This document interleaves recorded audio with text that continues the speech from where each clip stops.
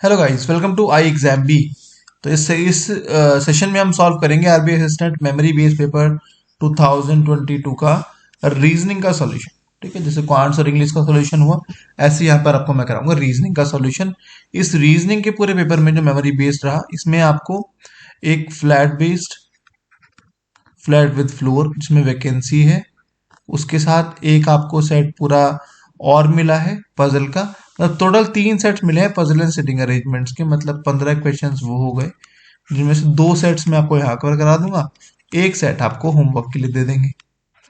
इसके अलावा इनइक्वालिटी है, पूरे में ब्लड रिलेशंस हैं, डायरेक्शंस हैं, और हमारा मिसलिनियस क्वेश्चंस हैं। इसके अलावा हमारे अल्फान्यूमेरिक सीरीज हैं, और हमारे पास इनइक्वलिटीज हैं। इनइक्वलिटीज ने बता दिया आपको। यहाँ पर चाइनीज कोडिंग भी है, 5 क्वेश्चन उसके। तो ये पूरा हम यहीं पर सॉल्व करेंगे। मतलब ये पूरा मैं आपको सॉल्व कराऊंगा। केवल पजल स्ट्रिंग अरेंजमेंट्स में से एक सेट आपको होमवर्क के लिए, बाकी 2 सेट मैं आपको यहीं पर सॉल्व कराऊंगा आपके सामने। ठीक है, जिनमें कि 2 सिटिंग अरेंजमेंट्स में आपको सॉल्व करा दूंगा। और मैं सिटिंग अरेंजमेंट्स में एक तो सॉरी एक पजल, एक सिटिंग अरेंजमेंट, एक में फ्लैट विद फ्लोर, और एक में हमारा circle based with in in and out person facing जो हमारा रहता है, उस तरह का मैं आपको यहाँ पर सॉल्व। ठीक है, चलिए स्टार्ट करते हैं। थोड़ा सा स्पीडली करेंगे, इसमें ज़्यादा एक्सप्लेनेशन नहीं होगी। मेन मोटिव है आपको दिखाना कि किस तरीके से सॉल्व करना है क्वेश्चंस को जो आपको अब एग्जाम में मिलने हैं। चलिए स्टार्ट करते हैं। अगर आप चैनल पर नए हैं, सब्सक्राइब करना ना भूलें चैनल को, बेल आइकन प्रेस कर लीजिएगा ताकि जो भी लेटेस्ट वीडियोस हैं वो आपसे मिस ना हो। तो फर्स्ट टू फिफ्थ क्वेश्चन जो है वो आपके लिए होमवर्क है, मैं आपको लास्ट में दिखाऊंगा उसको। अभी हम करते हैं चाइनीज कोडिंग डिकोडिंग का क्वेश्चन। इस पे ये है पूरा। जो 5 क्वेश्चन है वो इन्हीं में से पूछे जाते हैं, तो वो मैं आपको नहीं यहाँ पर सॉल्व कराऊंगा, वो तो आप कर लेंगे। मैं आपको यहाँ पर कोड्स निकालने सिखा देता हूँ, कैसे निकालते हैं। तो इनमें देखो, जो भी वर्ड्स कॉमन होते हैं उनके रेस्पेक्टिव हमें कोड देखना होता है। जैसे कि फर्स्ट और सेकंड में आप देखो तो कंट्री और कंट्री कॉमन है, बिकम्स नेसेसरी ये कॉमन नहीं है, तो यहाँ से हम लिखेंगे कंट्री, और रेस्पेक्टिवली हमें एक कोड इन तीनों में से कोई ना कोई यहाँ पर कॉमन मिल जाएगा। तो आप देखें तो ए सी वी इन दोनों में कॉमन है, तो कंट्री का कोड क्या हो जाएगा, AC। ऐसे आप सभी वर्ड्स के पहले कोड निकालेंगे, उसके बाद इसके जो 5 क्वेश्चन होंगे उसके आंसर करेंगे। वो जो 5 क्वेश्चन होंगे वो इन्हीं वर्ड्स में से किसी वर्ड के कोड पूछे जाएंगे। ठीक है, बड़ा ही सिंपल रहता है। उसके बाद देखिए क्या है, बिकम्स है। तो बिकम्स मुझे यहाँ पर मिल रहा है और थर्ड वाले में मिल रहा है, तो यहाँ से थर्ड से और फर्स्ट से बिकम्स का कोड निकालेंगे, क्या हो जाएगा, DFG यहाँ पर है और DFG ही यहाँ पर है, तो DFG मेरा इसका कोड हो जाएगा। बचा क्या, नेसेसरी। तो नेसेसरी का कोड, जो कोड बच गया वो मेरा नेसेसरी का कोड हो जाएगा। तो क्या बच गया, LAX जो है वो नेसेसरी का कोड। और निकाल लेते हैं। सेकेंड और थर्ड में अगर हम देखें तो हमारे पास वे है और वेक है, वे और वेक। और फोर्थ में हम देखें तो वे यहाँ पर मिल रहा है। वे इन तीनों में कॉमन है, देखो 1 2 और 3 इन तीनों में, तो यहाँ से भी वे का कोड मिल जाएगा। जो तीनों में कॉमन होगा वो, तीनों में कॉमन क्या है हमारा, TPL और TPL। तो TPL मेरा किसका कोड हो गया, वे का कोड हो गया। और वेक का बचा, तो वेक का क्या हो जाएगा, जो इन थर्ड और सेकंड में कॉमन था। तो इसके अलावा RSN, देखो RSN इन दोनों में कॉमन है, तो RSN ये कोड हो गया।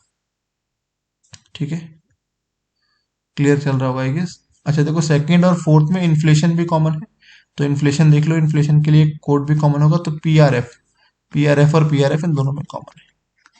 इन्फ्लेशन का कोड क्या हो जाएगा, PRF। ठीक है, तो यहाँ पर ये तीनों हो गए। कंट्री हो गया, वे हो गया, वेक हो गया, इंक्रीजिंग इन्फ्लेशन हो गया। इंक्रीजिंग केवल वर्ड बचा है, तो इंक्रीजिंग के लिए कोड बचा होगा। वो कोड हमारा क्या हो जाएगा, इंक्रीजिंग का कोड हो जाएगा। तो क्या बचा है, OQS, ये भी हो गया। यहाँ पर बिकम्स हो गया, वे हो गया, वेक हो गया। इन और दा बचे हैं। इन और दा मेरा देखो किसी और में नहीं है, तो इन दोनों को ना ऐसे एज इट इज लिख लेना। जो क्वेश्चन आएगा उसमें भी कहीं ना कहीं बताएंगे, या तो वो या फिर पूछेंगे नहीं, है ना, वो घबराने वाली बात नहीं है। लास्ट में देखो वे मिल गया, इन्फ्लेशन मिल गया, बचा अनएम्प्लॉयमेंट, और एक कोड बचा RTD, वो किसका हो जाएगा, अनएम्प्लॉयमेंट का कोड हो जाएगा। तो इस तरीके से आपको ये सारे कोड पहले स्टार्टिंग में निकाल लेने हैं, बड़े इजी है निकालना, बस कॉमन ढूंढ के थोड़ा सा ध्यान से करना, ओवर कॉन्फिडेंस नहीं होना चाहिए इसमें। ऐसे निकाल लिए सबके कोड, अब 5 क्वेश्चन मिलेंगे, उनमें से इन्हीं के कोड पूछे जाएंगे, क्या अनएम्प्लॉयमेंट का कोड बताओ, वे का कोड बताओ, फिर आप आंसर कर लेना। वो क्वेश्चन मैं आपको यहाँ पर नहीं करा रहा हूँ, जो मेन चीज़ है वो मैंने आपको यहाँ पर करा दी। आगे चलते हैं, नेक्स्ट क्वेश्चन 11th क्वेश्चन हमारा एक ब्लड रिलेशन का क्वेश्चन है। देखते हैं इसको, पहले हम सॉल्व करेंगे। इसका डायग्राम बनाते हैं, क्या है, in family of 7 members 3 generation हैं और 2 मैरिड कपल्स हैं। ठीक है, तो क्या लिखा है, A is the father in law of E, यानी कि ई के कोई पार्टनर होंगे और उनके फादर कौन होंगे, ए होंगे। C is the only son of B, C क्या है, ओनली सन है किसका, बी का, यानी कि सी के अलावा बी का कोई सन नहीं है, डॉटर हो सकती है। There are 2 children of D, D who is married to the brother in law of C, C के कोई ब्रदर इन लॉ होंगे, उससे कौन मैरिड है, डी मैरिड है। अभी देखते हैं आगे, F is not the son of E, okay, G is the grand son of the husband of B, B के कोई हस्बैंड है जिनका ग्रैंड सन कौन है, यहाँ पर जी है। अब देखो मुझे 3 जनरेशन लानी है, 2 मैरिड कपल लानी है। 2-3 जनरेशन लाने के लिए बी का जो मैरिड होगा यहाँ पर, जो बी का ग्रैंड सन होगा वो कहीं ना कहीं इसे नीचे में आना चाहिए, और उसके लिए बी के हस्बैंड का मौजूद होना जरूरी है। तो यानी कि जो टॉप जनरेशन में दोनों आ रहे हैं वो आपस में मैरिड होंगे तभी ये चीज पॉसिबल है, यानी कि ए को मैरिड हम करेंगे किससे, बी से। और क्या लिखा है, G is the grand son of the husband of B, तो बी के हस्बैंड का ग्रैंड सन, यानी कि यहाँ पर कौन आ जाएगा, यहाँ पर मेरा जी आ जाएगा।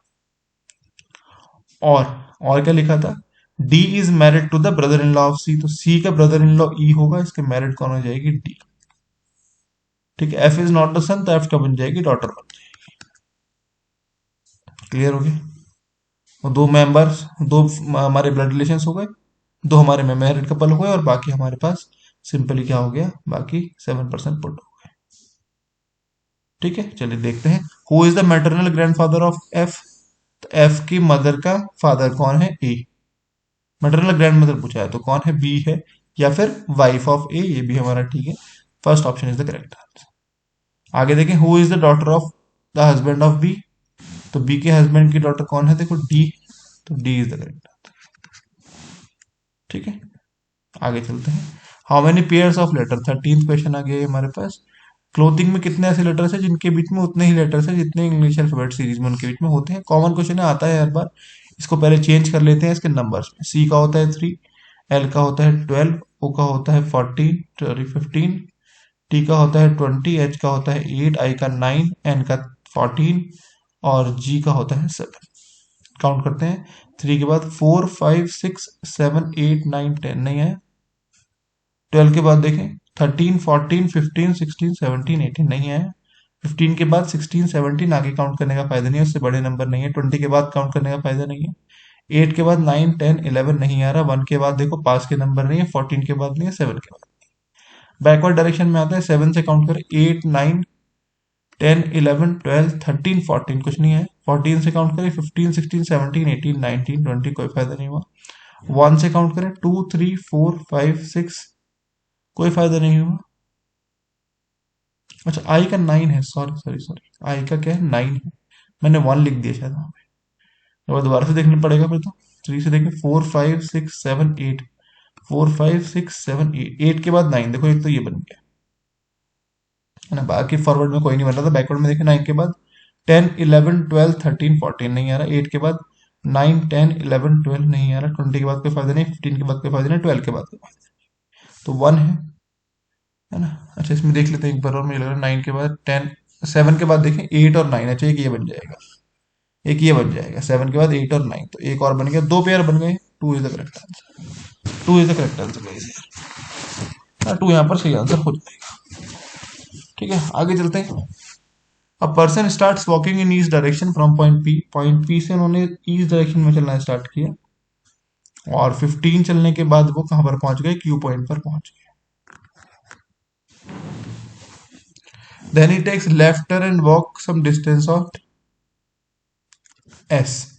अब यहां से वो लेफ्ट मुड़े और कुछ डिस्टेंस चले, कितनी, S तक। ठीक है, S तक की वो कुछ डिस्टेंस चले, अब कितनी हमें नहीं पता। फिर S पर पहुंचने के बाद नॉर्थ डायरेक्शन ऊपर की तरफ है हमारी, और कितना गए, 10 किलोमीटर और गए।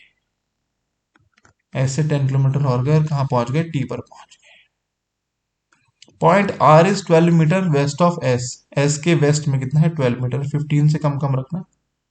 12 मीटर बाद क्या हो जाएगा, यहाँ पर R हो जाएगा। Distance between T and S is half of the distance between S and Q। जो T और S के बीच की डिस्टेंस है वो कितनी है, हाफ है, यानी कि 10 है, तो वो 20 हो जाएगी, किसकी, S और Q की, तो ये 20 हो गई। ठीक है, ये हमारा डायग्राम बन गया। देखते हैं फर्स्ट क्वेश्चन क्या है इस पे, what is the direction of T with respect to R। तो आर के रेस्पेक्ट में टी की direction, point versus direction of T with respect to R. तो ये डायरेक्शन देखें, ये वाली इस तरह की, तो ये नॉर्थ और ईस्ट के बीच में, यानी कि क्या हो जाएगी, north east is the correct answer. आगे चलते हैं। What is the shortest distance between P and S? तो पी और एस के बीच की शॉर्टेस्ट डिस्टेंस, यानी कि ये वाले डिस्टेंस को पूछ रहा है, तो पाइथागोरस लग जाएगा इसमें, इस वाले पॉइंट से लेकर। तो P S square equals to 20 square plus 15 square, यानी कि 625 स्क्वायर रूट कितना आ जाएगा, 25, यानी कि A option is the first option is the correct. दो क्वेश्चन उसको, क्वेश्चन नंबर 16 हमारे पास है इनइक्वालिटी, सॉल्व करते हैं। लिखा है एस लेस देन जेड। तो देखो एस हमारे पास क्या है, लेस देन वी है, लेस देन जी है, और इससे हम कनेक्ट कर लेंगे किसको, आई को, जी से आई को कनेक्ट कर लेंगे। यहाँ पर क्या है देखो, G greater than equal to S आ रहा है, यहाँ पर जी से ग्रेटर देन इक्वल टू कौन आ रहा है, आई आ रहा है, और आई और जेड में हमें देखो ऑपोजिट साइन मिल रहा है, मतलब इनके बीच में कोई भी रिजल्ट हम नहीं निकाल पाएंगे, इनके बीच में कोई भी रिजल्ट हम नहीं निकाल पाएंगे, सिंपल है। अब चलते हैं Q से N के बीच में। तो Q देखो, Q क्या है, छोटा आ रहा है G से, और G greater less than equal to आ रहा है I के, और I greater than equal to आ रहा है N के। तो यहाँ पर हमें देखो ऑपोजिट साइन अगेन मिल गया, तो ये भी रिलेशन हम नहीं निकाल पाएंगे, तो none follow is the correct answer. आगे चल, थोड़ा रैपिड फायर है देखो, है ना, ज्यादा मैं डीप में नहीं जा रहा हूँ, क्योंकि मेन पर्पज है आपको सिखाना। थोड़ा आप वीडियो को स्लो कर लेना, या फिर जैसे भी आपको एक्सप्लेनेशन समझ में आए वैसा आप कर सकते। यहाँ पर लिखा है ए लेस देन जेड। तो जेड देखें हम किससे कनेक्टेड है, इन सब से, बी से कनेक्ट है, और ए जो है वो ई से कनेक्ट है। तो ए आ रहा है लेस देन ई आ रहा है less than equal to B, और बी आ रहा है less than equal to Z. तो ए से जेड का क्या बन जाएगा, ए लेस देन जेड, यही दिया है, यही दिया है, पहला सही है, पहला तो हमारा बिल्कुल सही है। थोड़ा सा कनेक्ट कर लेना है ना, एग्जाम में ज्यादा इमेजिन इमेजिन होके बस करना थोड़ा। ऐसे भी आरबीआई असिस्टेंट एग्जाम में बहुत ही रैपिड फायर, बहुत ही जल्दी जल्दी क्वेश्चन सबको करने होंगे वहां पर। यहाँ पर देखो बी से कनेक्ट कर लेंगे सीधा, बी लेस देन आर है, तो बी लेस देन आर यानी कि ऐसे हो जाएगा। तो हमें आर और टी के बीच में क्या मिल जाएंगे, ऑपोजिट साइन, तो इसको हम नहीं फॉलो करेंगे, only first follow is the correct answer. Next, J greater than equal to C. तो जे देखो हमारा पूरे ऑप्शंस में ही कहीं भी ग्रेटर है ही नहीं, जे क्या है, लेस है, तो इसको चेक करने की जरूरत नहीं है, ऐसी काट दो। जे कहीं भी ग्रेटर है ही नहीं, तो नहीं आ सकता ग्रेटर देन इक्वल टू, है ना। ओ ग्रेटर देन सी, ओ ग्रेटर देन सी निकालने के लिए हम देखो क्या पाथ अपनाएंगे, ओ से हम कहाँ जाएंगे, ओ से हम जाएंगे एच, एच से हम जाएंगे आर, और आर से हम जाएंगे सी। तो आर से सी जाने में ही हमें ऑपोजिट साइन मिल गया, यानी कि इसका भी फॉलो नहीं कर पाएंगे, neither one not two is the correct answer. Next देखें, N is greater than equal to Y. N से देखो डी कनेक्ट कर लेंगे, और डी से हम वाई कनेक्ट कर लेंगे, यानी कि डी क्या है, D less than equal to क्या है, वाई है।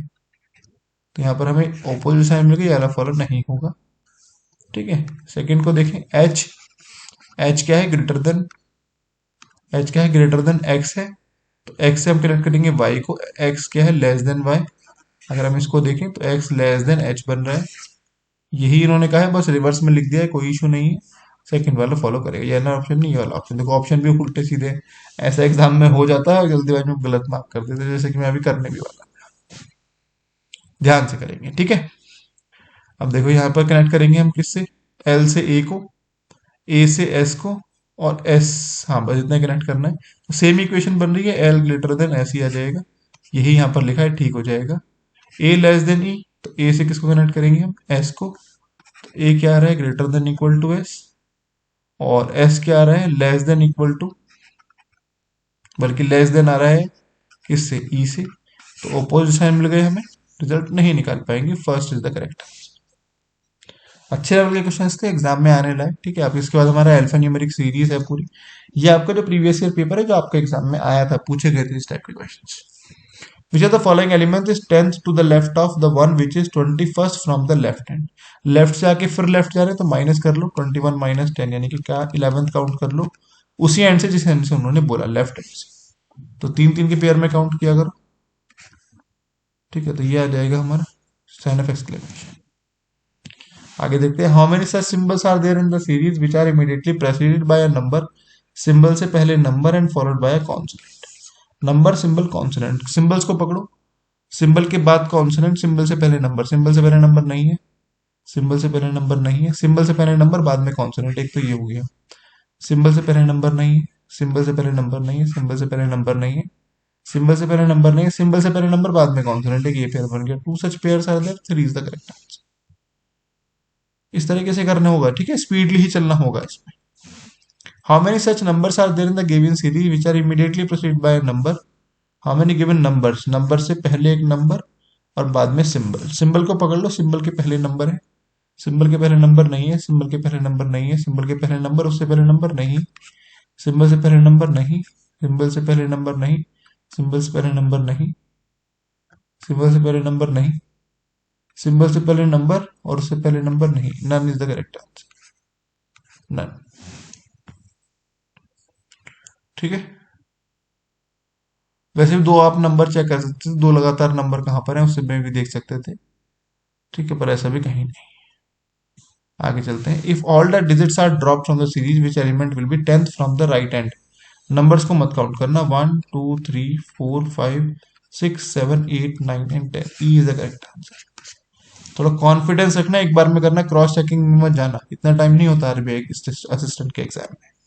आगे चलते हैं। What should come in the place of question mark on the given series. L U, तो एल फर्स्ट है, यू लास्ट है, फिर है एन एक्स थर्ड है, ये इधर से थर्ड है, फिर है 8 1, ये इधर से फिफ्थ है, वो उधर से फिफ्थ है, सेवंथ आ जाएगा, हैश आ जाएगा, और यहाँ से क्या आ जाएगा, एस आ जाएगा। हैश और एस उसी सीक्वेंस में रखना जिसमें वो है, ठीक है। चलिए आगे चलते हैं। अब हमारे पास एक और पजल आई है 26 से 30 क्वेश्चन का। क्या है, एक सर्कुलर सिटिंग अरेंजमेंट है, बनाते हैं इसका।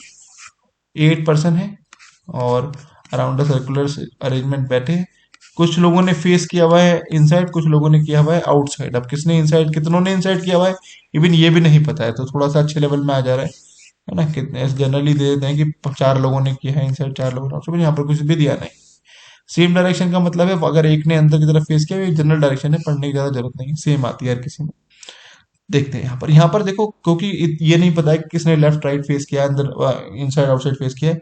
कोशिश करना है ऐसे से पकड़ने की जिन्होंने किसी का फेस दिया हो। जैसे कि यहाँ पर मैं देख पा रहा हूँ हु फेसेस आउटसाइड, एन के लिए बोला गया एन फेसेस आउटसाइड, तो एन को ही रख लो, चीजें इजी रहेंगी। O sit second to the right of N, तो ओ हमारा यहाँ पर आ गया, इस केस में यहाँ पर आ गया। ओ के बारे में देखो क्या लिखा है, Q sit opposite to O and both of them face the opposite direction. Q के ओ के सामने कौन है, क्यू है, और उनकी डायरेक्शन क्या है, अपोजिट है, मतलब एक बाहर की तरफ फेस करेगा तो एक अंदर की तरफ फेस करेगा। अब कौन है हमें नहीं पता है, ठीक है। और देख लेते हैं, और एन के बारे में कुछ दिया था कि immediate neighbour of N face the same direction, अभी नहीं पता एक की भी direction. There is only 1 person between M and Q, तो इधर की तरफ तो जगह नहीं है, तो एम यहाँ पर आ गया, इसमें एम यहाँ पर आ गया। Case it third to the right of M. अब देखो एम में हमारे पास दो केस है सिमिलर अभी तक। एक बार मैं एम को बाहर की तरफ फेस करा देता हूँ, एक बार एम को अंदर की तरफ। एम ने अंदर की तरफ फेस करा तो केस के थर्ड टू द राइट यानी कि यहाँ हो जाएगा, और यहाँ पर के थर्ड टू द राइट ये हो जाएगा। And both are facing opposite direction, मतलब इसमें एम ने बाहर की तरफ फेस किया हुआ है तो के अंदर की तरफ फेस करेगा, इसमें एम ने अंदर की तरफ फेस किया, के बाहर की तरफ फेस करेगा। एन के इमीडिएट नेबर क्या थे, एन के immediate neighbour same direction face कर रहे थे उस था ना। Immediate neighbour of M face the same direction, मतलब इन्होंने बाहर है तो इसकी भी बाहर हो जाएगी, यहाँ पे इसके अंदर है तो इसकी भी अंदर हो जाएगी, ठीक है। सोल्व बताओ, दिखाई दे रहा है, वेरी गुड, है ना। और क्या लिखा है देखो, L is not an immediate neighbour of इधर क्यू और एम, ना क्यू के बराबर में बैठा है ना ही एम के बराबर में बैठा है, कौन, एल। तो देखो यहाँ पर जो जगह है वो खाली क्यू और एम के बराबर में ही बची है, तो ये तो केस कैंसिल आउट हो गया, बचा ये केस, इसमें एल कहाँ आ जाएगा मेरा, यहाँ, ठीक है। J seat second to the right of P, the immediate neighbour of Q face the same direction as of L. Q के जो ना इमीडिएट नेबर क्या है, सेम डायरेक्शन फेस करते हैं एल की तरह, तो इसका इनसाइड है, इसका भी इनसाइड हो जाएगा, ठीक है। एंड क्या लिखा है, J and Q face the same direction as of L. Q भी क्या है, एल की डायरेक्शन फेस करता है, तो क्यू अंदर की तरफ कर रहा है तो ओ बाहर की तरफ करेगा। और क्या है, जे और क्यू भी सेम डायरेक्शन फेस करते हैं। और लिखा है J sit second to the right of P, J sit second to the right of P. अगर मैं देखो जे को यहाँ रखूं तो इसका फेस अंदर की तरफ होना चाहिए, बिकॉज जे और एल का फेस सेम है, तो अंदर की तरफ फेस करेगा तो इसका राइट जो है वो इधर की तरफ होगा, एल की तरफ, तो पी नहीं आ पाएगा, इसलिए मुझे जे को वहां रखना पड़ेगा, है ना, है ना। लिखा है J sit second to the right of P, नहीं नहीं जे तो सही है, जे तो उधर ही आएगा, पी अच्छा पी के राइट में, हाँ तो ठीक है, पी यहाँ आ जाएगा और जे यहाँ आ जाएगा, इसका फेस इनसाइड हो जाएगा। ये मेरा इसका फाइनल रहेगा। इसकी वजह से 5 क्वेश्चन रहेंगे, आप आराम से आएगा सॉल्व कर लेंगे। तो एक पजल ये हुए, है ना, ये हमारा सेटिंग अरेंजमेंट हुआ, एक ये हमारा फ्लोर बेस्ड सेटिंग अरेंजमेंट है। इसमें आप देखोगे बहुत ही अच्छे लेवल का क्वेश्चन है, 3 फ्लोर है और 3 ही फ्लैट है, तो 9 फ्लोर हो, 9 जगह हुई, बट जगह है बंदे हैं यहाँ पर 7, तो अच्छा है, वैकेंसी वाला फ्लोर का है। और फ्लोर भी क्या है, 3 फ्लोर है और 3 ही फ्लैट है। तो first floor, second floor, third floor, flat number 1, क्या लिखा है, ईस्ट वाला देख लेते हैं, ईस्ट वेस्ट में कौन किसके। Flat 2 is in the east of flat 1, ठीक है, ईस्ट इधर है ना हमारा, तो फ्लैट 2 ईस्ट में है फ्लैट 1 के, और फ्लैट 3 जो है ईस्ट में है फ्लैट 2 के, हाँ ठीक है, ये बन रहा है। 2 केस बनाकर चलेंगे स्टार्टिंग से ही, ताकि बाद में दिक्कत ना हो, है ना। 1 2 एंड 3, चलिए स्टार्ट करते हैं इसको। Only one person in a flat lives in a flat, 2 flats are vacant, ठीक है। Only one person, one floor is between U and V, U और वी के बीच में क्या है, एक ही फ्लोर है, but both live in the same type of flat, ठीक है। यू और वी के बीच में एक है, यानी कि थर्ड और फर्स्ट में से कहीं पर आएंगे, अब ऊपर कौन आएगा नीचे कौन आएगा भी हमें नहीं पता, लेकिन क्या लिखा है, दोनों ही सेम टाइप के फ्लैट में रहते हैं, ठीक है। S lives immediately west of V, अब वी के वेस्ट में है, वेस्ट इधर की तरफ हो गया, ईस्ट इधर की तरफ हो गया। अब अगर वी के वेस्ट में है तो वी जो है वो फर्स्ट फ्लोर पे तो नहीं आएगा, पक्की बात है। अगर वी भी नहीं आएगा तो यू सेम फ्लैट में, यू भी इसमें नहीं आएगा, ये कहेंगे तो सेकंड में या फिर थर्ड में। T lives immediately above R, no one lives to the east of U, लो ईस्ट, यू के ईस्ट में कोई नहीं है, मतलब यू ईस्ट मोस्ट है, यानी कि यहाँ पर रहता है, ठीक है। तो क्या करें, एक बार यहां पर रख लेते हैं यू को, वी यहां पर आ जाएगा, एक बार वी को ऊपर रख लेते हैं, यू यहां पर आ जाएगा, सिंपल, है ना। अच्छा अब यहां से बनाने की कोशिश करते हैं। S lives immediately west of V, तो यहाँ पर एस यहाँ आ जाएगा, इसमें एस यहाँ पर आ जाएगा, इमीडिएटली में जस्ट बराबर में। T lives immediately above R, T जो है आर के जस्ट ऊपर है। R does not live in the same flat as S, R यहां पर नहीं आता, इसमें भी आर यहां पर नहीं आता, और आर के जस्ट ऊपर कौन है हमारा, एस है, सॉरी आर के जस्ट ऊपर कौन है हमारा, टी है। और क्या लिखा है, T and S do not live in the same floor, T और एस एक साथ भी नहीं रहते हैं, यानी कि यहाँ पर टी नहीं आएगा, यहाँ पर भी टी नहीं आएगा। तो यहाँ पर देखो आर से जस्ट ऊपर कौन है, टी है, तो मेरे पास ये इन पे तो आर आएगा नहीं, आर यहाँ पर आएगा और टी यहाँ पर आएगा, यही जगह बचती है और कोई जगह नहीं बचेगी। यहाँ पर देखो जरा ध्यान से, है ना, यहाँ पर भी देखो आर पूरे इसमें नहीं आएगा और टी यहाँ पर नहीं आएगा, आर से जस्ट ऊपर टी, तो आर यहाँ पर आ सकता है, टी यहाँ पर आ सकता है, या फिर आर यहाँ पर आ सकता है और टी यहाँ पर। अभी इसमें जगह है, इसमें अभी लेकर चलेंगे मार्जिन, अभी इसमें थोड़ी सी जगह है मेरे पास अभी बनने की, ठीक है। आगे चलते हैं। P does not live in the same flat as of R, P R की तरह सेम फ्लैट में नहीं रहता। Q lives below the floor which P lives but not in the same flat, तो आर के वाले पे पी नहीं रहता, और पी के नीचे क्यू रहता है बट सेम फ्लैट में नहीं रहता, तो पी यहां पर आएगा और क्यू यहां पर आएगा, तभी बन सकता है, ऐसा चांस बनना नहीं बनेगा, है ना। और क्या लिखा है, Q lives in an even number flat of even number floor, तो क्यू देखो सेकंड वाले केस में इवन नंबर फ्लैट पे तो है, बट फ्लोर नंबर इसका 1 हो गया, तो ये केस कैंसिल हो जाएगा। इवन नंबर फ्लोर पे इवन नंबर फ्लैट केवल मेरा क्यू यहां पर आ सकता है, यही पॉसिबिलिटी है, ठीक है। और क्यू किसके नीचे है, पी के नीचे है, बट इमीडिएटली बिलो नहीं है, तो पी मेरा यहां पर आ जाएगा, पी यहां पर आया तो मेरा यहां पर टी आएगा और यहां पर कौन हो जाएगा, आर, ये मेरा फाइनल रहेगा, ठीक है। तो देखो इजी था, इतना मुश्किल नहीं था, पर देखने में लगता है कई बार। तो ये हुआ, और जो मैंने आपसे स्टार्टिंग में कहा था 1 to 5 क्वेश्चन इजी है, ज्यादा मुश्किल नहीं है, चीजें कनेक्टिंग है बहुत ज्यादा, ये डजंट है, इसको ठीक कर लेना, है ना। बहुत ही आसान है, बहुत ही, है ना, लगेगा देखने में, लेकिन जैसे बॉटम मोस्ट है वाई क्यू वाइट कलर से, यहीं से बनना स्टार्ट हो जाएगा, पर्पल से कनेक्ट करना, फिर पर्पल से यहाँ पर येलो कनेक्ट करना, बहुत ही आराम से बन जाएगा। ये आपके लिए होमवर्क है, इसको आप करिए और इसका आंसर मुझे आप कमेंट सेक्शन में दीजिए, लेट्स सी आप लोगों की प्रिपरेशन कितनी अच्छी है, ठीक है। फिर मिलते हैं नेक्स्ट वीडियो में हम लोग, अगर आपको वीडियो अच्छी लगी हो लाइक कीजिएगा, चैनल को सब्सक्राइब करना ना भूलें क्योंकि ये थ्रू आउट आपके प्रिपरेशन आपके लिए बहुत हेल्पफुल है। Thank you for watching the video guys, have a good day.